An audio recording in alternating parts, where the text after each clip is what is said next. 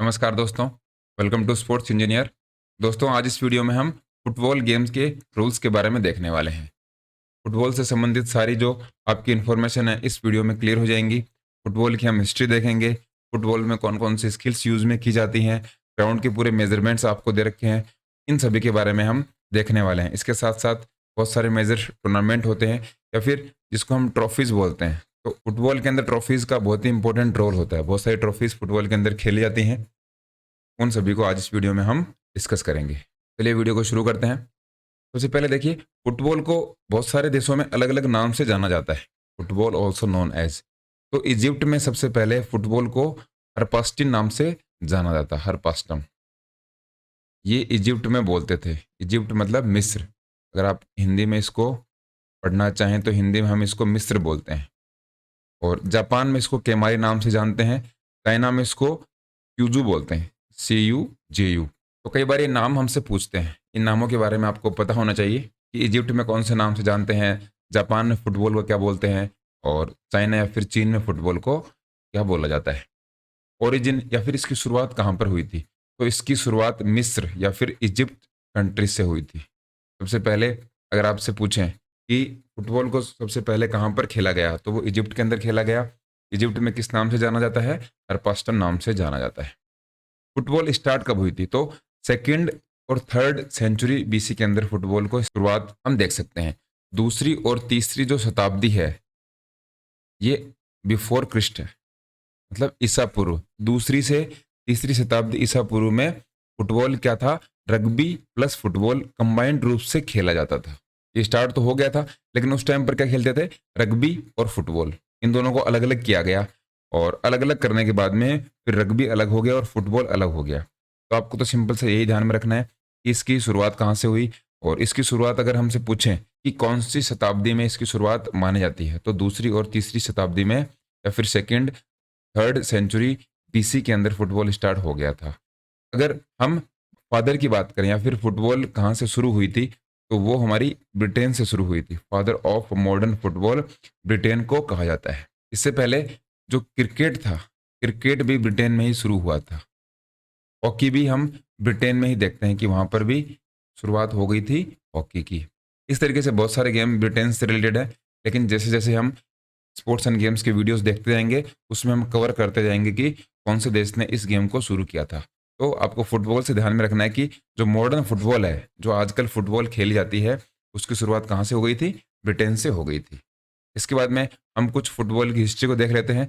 इसमें 1857 में Sheffield football club बना था इंग्लैंड के अंदर, जो कि फुटबॉल का पहला क्लब था। इसको आप इंग्लिश में भी देख सकते हैं, Sheffield football club England, first club of football. इसके बाद में 1863 में क्या हुआ? The football association FA is formed in England standardising the rules of the game. तो आपसे अगर पूछें कि फुटबॉल के सबसे पहले नियम कब बने, तो सबसे पहले नियम बने थे 1863 के अंदर। ये नियम किसने बनाए? तो ये नियम बनाए थे द फुटबॉल एसोसिएशन ने। कहाँ पर बनाए थे? इंग्लैंड के अंदर। The first international football match is played between Scotland and England. England और स्कॉटलैंड के बीच में फुटबॉल का पहला मैच खेला गया। कब खेला गया? 1872 के अंदर। 1888 या फिर 1888 में क्या हुआ? The English football league is formed consisting of 12 clubs. देखिए, इंडिया में भी लीग चलती है, जैसे कि IPL है, तो IPL के अंदर अलग अलग टीमें हैं, लेकिन फुटबॉल में जो अलग अलग टीम्स होती हैं उनको हम क्लब्स बोलते हैं। सबसे पहले जो फुटबॉल लीग थी वो इंग्लिश फुटबॉल लीग थी, जो कि इंग्लैंड में थी। 1888 में शुरू हो गई थी। इसके अंदर सबसे पहले 12 क्लब थे या फिर 12 इसमें टीम शामिल हुई थी। अब नेक्स्ट जो है वो हमारे लिए इंपॉर्टेंट है। 1888 में ही 1888 इसके अंदर क्या हुआ था? डूरंड कप स्टार्ट हो गया था। कहाँ पर हो गया था? शिमला के अंदर। इंडिया का जो ये फर्स्ट टूर्नामेंट है और दुनिया का तीसरा oldest, world third oldest football का टूर्नामेंट है डूरंड कप। कहाँ पर शुरू हुआ था? शिमला के अंदर। कब हुआ था? 1888 के अंदर। 1904 के अंदर क्या हुआ? फीफा, इसकी फुल फॉर्म है federation international D football association. इसकी स्थापना हो गई थी या फिर ये फाउंड किया गया था पेरिस के अंदर।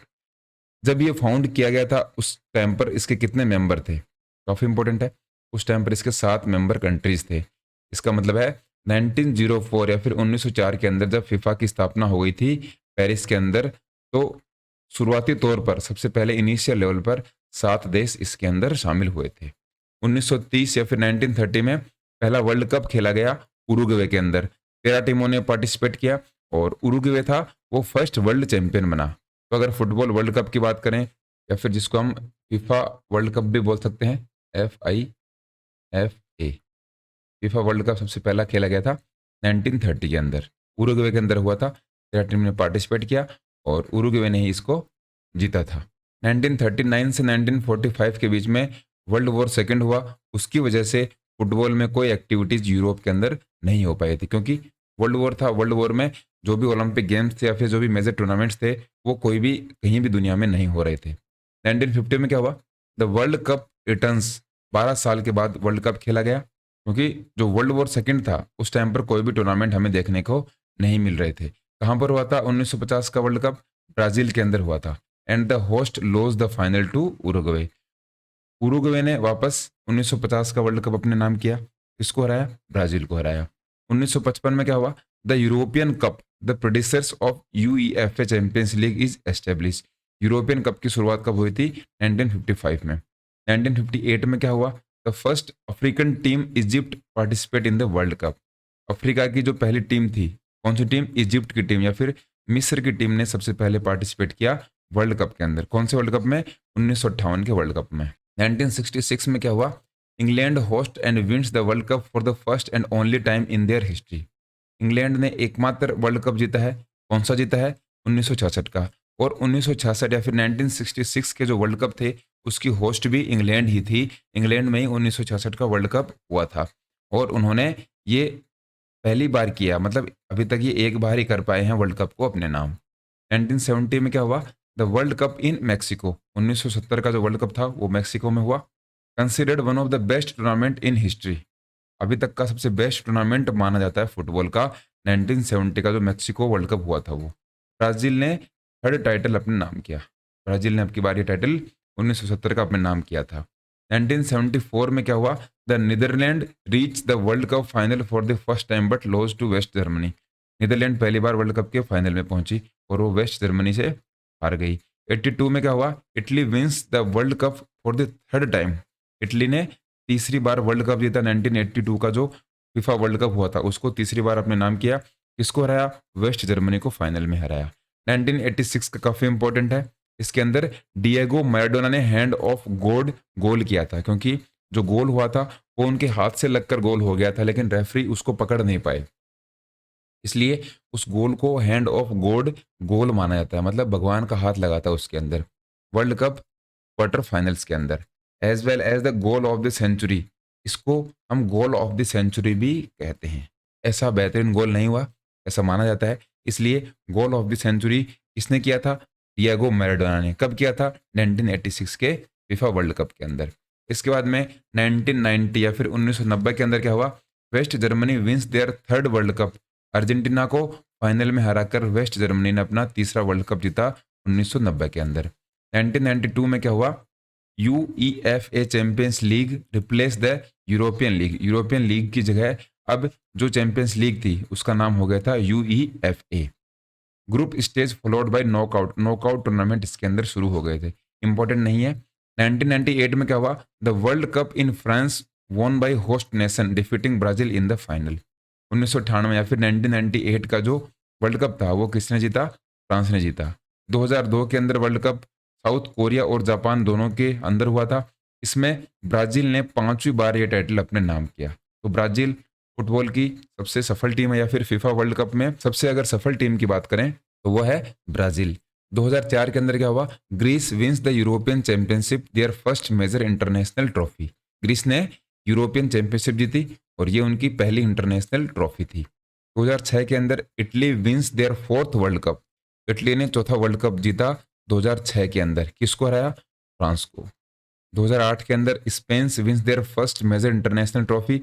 अब की बार 2008 की जो यूरोपियन चैंपियनशिप है वो जीती स्पेन ने।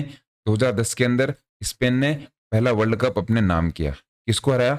नीदरलैंड को। इसके बाद में 2012 के अंदर सेकेंड यूरोपियन चैंपियनशिप भी स्पेन ने जीती, लेकिन 2014 के अंदर क्या हुआ? जर्मनी ने अपना चौथा वर्ल्ड कप अपने नाम किया। फोर्थ वर्ल्ड कप जीता अर्जेंटीना को फाइनल में हराकर। 2016 ने पुर्तगाल ने यूरोपियन चैंपियनशिप जीती और 2018 का जो वर्ल्ड कप हुआ था, फ्रांस ने वो अपने नाम किया। ये फ्रांस का सेकंड वर्ल्ड कप था। किसको हराया? क्रोएशिया को फाइनल में हराया। 2021 के अंदर यूईएफए यूरोपियन चैंपियनशिप एक साल बाद हुई कोविड-19 की वजह से। इसके बाद में क्या हुआ?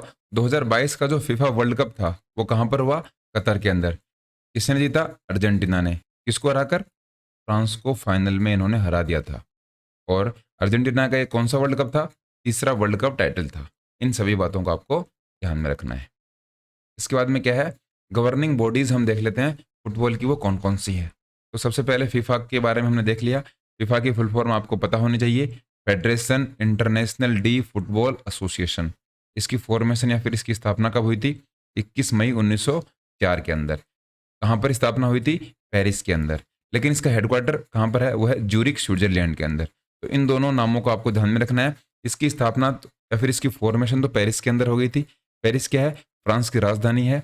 लेकिन इसका अगर हेडक्वार्टर पूछें, इसका मुख्यालय पूछें, वो ज्यूरिख स्विट्जरलैंड के अंदर है। ये फीफा का लोगो है।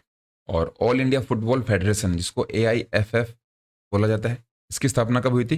23 जून 1937 को। 23 जून 1937 को स्थापना हो गई थी AIFF की। हेडक्वार्टर कहाँ है? नई दिल्ली के अंदर। Affiliated by FIFA. फीफा से एफिलिएट हम कब हो गए थे? 1948 में हो गए थे। आज़ादी के एक साल बाद ही हम एफिलिएट हो गए थे। इसके बाद में अगर हम एफिलिएशन की बात करें, एशियन फुटबॉल कन्फेडरेशन है, इसको AFC शॉर्ट फॉर्म में हम बोलते हैं, उससे हम एफिलिएट हो गए थे 1954 के अंदर। ऑल इंडिया फुटबॉल फेडरेशन का ये लोगो है। इन सभी बातों को आपको ध्यान में रखना है। आपसे इसकी फॉर्मेशन या फिर इसकी स्थापना पूछ सकते हैं। वो 1937 में हुई थी। मुख्यालय या फिर हेडक्वार्टर नई दिल्ली के अंदर है। और एफिलिएशन से भी क्वेश्चन हमें कई बार देखने को मिलते हैं। इसके बाद में फुटबॉल के मेजरमेंट की बात कर लेते हैं। बहुत ही सिंपल सी मेजरमेंट है, इनको हम यहाँ पर सभी को एक एक करके देख लेंगे। तो 11 खिलाड़ी ग्राउंड के अंदर खेलते हैं, 7 खिलाड़ी इसमें एक्स्ट्रा होते हैं। टोटल 18 खिलाड़ियों की एक टीम बनती है। ऑफिशियल से कई बार क्वेश्चंस देखने को मिलते हैं। तो इसमें ऑफिशियल्स होते हैं रेफरी, अंपायर और जज। जज कई जज होते हैं, जैसे कि down, line, field, side, back. ये सारे जजेस हमें फुटबॉल के अंदर देखने को मिलते हैं। लेंथ कितनी होती है ग्राउंड की? तो ग्राउंड हमारा 90 मीटर से 120 मीटर होता है। अगर हम यार्ड में बात करें तो 100 यार्ड टू 130 यार्ड होता है। और अगर विड्थ की बात करें या फिर ग्राउंड की चौड़ाई की बात करें तो वो हमारा होता है 45 मीटर टू 90 मीटर। 45 से 90 मीटर के बीच में इसकी विड्थ होती है। 50 यार्ड टू 100 यार्ड के बीच में इसकी चौड़ाई होती है। देखिए यहाँ पर दे भी रखा है 90 मीटर टू 120 मीटर, ये इसका मैक्सिमम है और ये मिनिमम है। 90 से 120 मीटर इसकी लंबाई होनी चाहिए और 45 से 90 मीटर है इसकी चौड़ाई होनी चाहिए। यार्ड में भी दे रखा है। इन दोनों को आपको ध्यान में रखना है। इनके बीच में ही कहीं आपको ग्राउंड देखने को मिलता है फुटबॉल का। अगर हम आइडियल डायमेंशन ग्राउंड की बात करें तो 110 इंटू 75, 110 इंटू 75 मीटर का ग्राउंड हमें देखने को मिलता है अगर हम इंटरनेशनल मैचेस की बात करें तो। अगर यार्ड्स में आपको पूछें तो आपको वहां पर कर देना है 120 यार्ड इंटू 80 यार्ड, मतलब 120 यार्ड तो उस ग्राउंड की लंबाई होनी चाहिए और इसकी जो चौड़ाई है या फिर इसकी जो विड्थ है वो कितनी होनी चाहिए? 80 यार्ड। ये इसकी क्या है? आइडियल है, आदर्श। अगर हम लंबाई चौड़ाई की बात करें ग्राउंड की तो वो इतनी होती है फुटबॉल के अंदर। सरकमफेरेंस या फिर बॉल की अगर हम परिधि की बात करें, इससे कई बार क्वेश्चंस हमें देखने को मिलते हैं। तो इसकी बॉल की जो सरकमफेरेंस होती है फुटबॉल की, वो 68 सेंटीमीटर टू 70 सेंटीमीटर होती है। इंचेज में अगर आपको पूछें तो 27 टू 28 इंचेज में इसकी सरकमफेरेंस होती है। बॉल का अगर डायमीटर पूछें तो डायमीटर होता है 22 centimetre to 23 centimetre. 8.6 to 9 inches अगर आपको इंचेज में पूछें तो वो होता है फुटबॉल का डायमीटर। इसके बाद में बॉल का अगर वेट की बात करें, वेट से भी क्वेश्चंस आजकल हमें एग्जाम में देखने को मिलते हैं। आजकल एग्जाम्स में हमें 5 से 6 स्टेटमेंट दे देते हैं और फिर 4 ऑप्शंस देते हैं, ए, बी, सी और डी। इन 5-6 जो स्टेटमेंट होते हैं इनसे हमें ये पूछा जाता है कि इनमें से कौन से सही हैं कौन से गलत हैं। इसलिए आपको सारे मेजरमेंट याद होने चाहिए। पहले तो नॉर्मल यही पूछते थे कि लेंथ कितनी होती है फुटबॉल के ग्राउंड की, लाइन की विड्थ कितनी होती है या फिर सरकमफेरेंस कितना होता है फुटबॉल का। लेकिन आजकल आपको पूरे मेजरमेंट याद होना चाहिए क्योंकि धीरे धीरे जो एग्जाम्स के लेवल हैं वो धीरे धीरे टफ होते जा रहे हैं, ताकि हमें सारे अगर मेजरमेंट याद रहेंगे जिससे कि हम ज़्यादा से ज़्यादा क्वेश्चंस को सही कर पाएँ। तो आपको सारे ही मेजरमेंट्स ध्यान में रखने हैं। आपके सामने पूरा चार्ट दे रखा है। इसकी PDF आपको स्पोर्ट्स इंजीनियर ऐप पर मिल ही जाएगी। वहाँ पर आप अच्छे तरीके से इनको समझ के और याद कर लीजिए। इनका यही तरीका याद करने का कि बार बार इनको पढ़िए, आपके दिमाग में वो बैठ जाएंगे। वेट की बात कर लेते हैं। तो फुटबॉल का वेट होता है 396 ग्राम टू 453 ग्राम, 396 ग्राम से 453 ग्राम के बीच में इसका वेट होता है। फीफा की अगर बात करें तो फीफा 410 से 450 ग्राम के बीच में इसका वेट होता है। फीफा की जो फुटबॉल का वेट उन्होंने डिसाइड किया है वो 410 से 450 ग्राम के बीच में होता है। औंस में कई बार पूछ लेते हैं, अभी थोड़े दिन पहले ही जो एग्जाम हुई है उसमें औंस में वजन पूछ लिया था फुटबॉल का। तो 14 से लेकर 16 औंस के बीच में फुटबॉल की गेंद का वजन होता है। लाइन की जो विड्थ होती है वो 12 सेंटीमीटर या फिर 5 इंचेस होती है। ये लाइन की बात कर रहे हैं। ये लाइन की चौड़ाई कितनी होती है? ये 5 इंचेस या फिर 12 सेंटीमीटर होती है। सेंटर सर्कल होता है 10 यार्ड का। ये रेडियस की बात कर रहे हैं। ये देखिए, ये रहा सेंटर सर्कल। यहाँ पर ये 9.15 या फिर 10 यार्ड की रेडियस होती है। ये रेडियस इसको बोलते हैं। इतनी रेडियस हो गई और अब इतनी रेडियस से फिर इसको घुमाकर सेंटर सर्किल बना दिया जाता है। इसके बाद में क्या दे रखा है? गोल कीपर एरिया कितना होता है? 20 इंटू 6 यार्ड, 18 इंटू 5.5 मीटर होता है गोल एरिया। तो गोल कीपर एरिया का मतलब किसकी बात हो रही है? ये रहा गोल कीपर का एरिया। ये जो एरिया होता है ये गोल कीपर का एरिया होता है।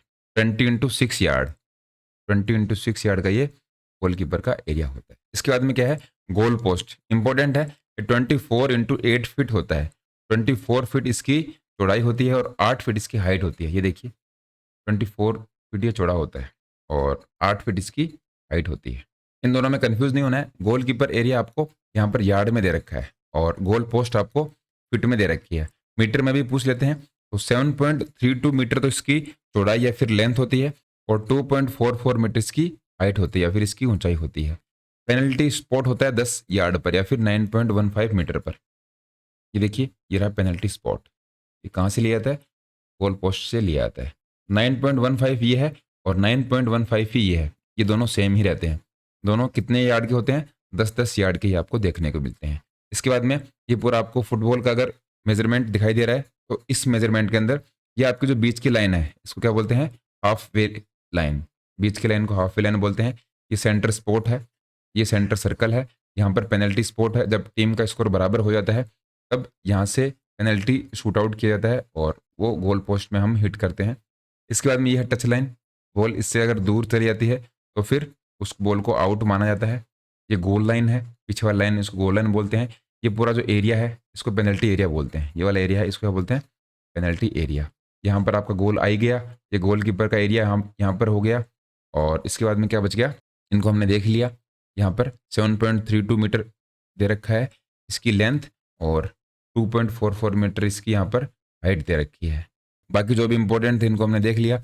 एक आपको जो साइड में फ्लैग लगे होते हैं कॉर्नर्स पे, इनके आपको हाइट कई बार पूछ लेते हैं। तो ये होती है 1 मीटर, तो फिर 1 यार्ड भी कई बार हमने इनको लिखते हुए देखा है। ये सारी होगी मेजरमेंट। इसके बाद में लॉज ऑफ फुटबॉल, 17 नियम होते हैं टोटल फुटबॉल के अंदर। इनके बारे में कई बार पूछ लिया जाता है कि फुटबॉल के अंदर टोटल कितने नियम हैं। तो 17 लॉज हमें देखने को मिलते हैं। ये लॉज या फिर ये नियम आपके सामने हैं। अगर पेपर को थोड़ा सा टफ बनाना हो तो इनके बारे में पूछ लेते हैं कि जो 11th रूल है फुटबॉल का वो किससे संबंधित है? तो वो है ऑफ साइड से संबंधित। जो 15वां रूल है वो किससे संबंधित है? तो ये है थ्रो इन से रिलेटेड। कॉर्नर किक का जो रूल है वो कौन सा रूल है? तो लास्ट का जो रूल है लॉ 17 वो इसके संबंध में है, कॉर्नर किक के संबंध में है। आपको प्लेयर्स का रूल कई बार पूछ लिया जाता है।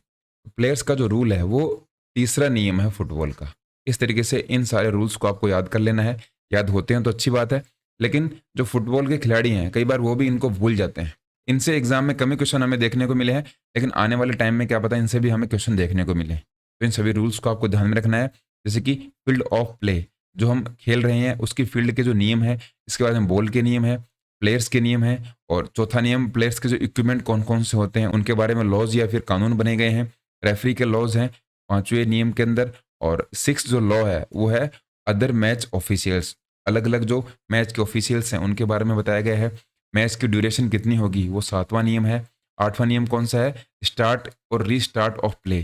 खेल कब शुरू होगा और किस तरीके से हम उसको रीस्टार्ट कर सकते हैं।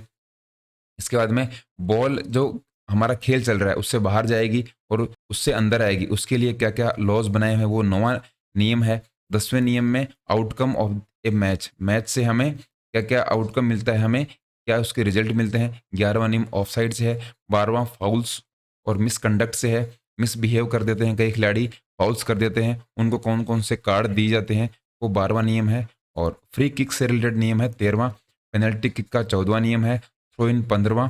गोल किक 16वां। और 17वां जो रूल है या फिर लॉज 17 है कॉर्नर किक के बारे में। इन सभी के बारे में आपको ध्यान रखना है। फुटबॉल को ऐड कब किया गया? तो ओलंपिक में फुटबॉल को सबसे पहले ऐड कर लिया गया था 1900 के अंदर। 1900 का जो ओलंपिक था या फिर 1900 का जो ओलंपिक था वो पेरिस फ्रांस के अंदर खेला गया था। और इसमें क्लब मैच को इंक्लूड किया गया था। क्लब का मैच हुआ था मेंस कैटेगरी के अंदर। लेकिन अगर ऑफिशियली बात करें तो 1908 के जो ओलंपिक हुए थे लंदन के अंदर, मेंस कैटेगरी में सबसे पहली बार शामिल किया गया था। क्योंकि 1904 में तो फीफा की स्थापना हुई थी। तो फीफा की स्थापना के बाद में अगर ऑफिशियली इसको इंक्लूड करने की बात करें तो 1908 का आपको ध्यान में रखना है। 1908 अगर ऑप्शन में ना हो तो 1900 ऑप्शन में हो तो उसको आप सही कर दीजिए। महिलाओं को कब शामिल किया गया? 1996 के जो अटलांटा ओलंपिक थे उनके अंदर महिला खिलाड़ियों को शामिल किया गया। वुमेन्स फुटबॉल को शामिल किया गया ओलंपिक के अंदर। एशियन गेम्स में कब शामिल किया गया? 1951 के जो न्यू दिल्ली के अंदर एशियन गेम्स हुए थे, मतलब फर्स्ट एशियन गेम्स में ही फुटबॉल को शामिल कर लिया गया था। फुटबॉल वर्ल्ड कप सबसे पहले कब खेला गया?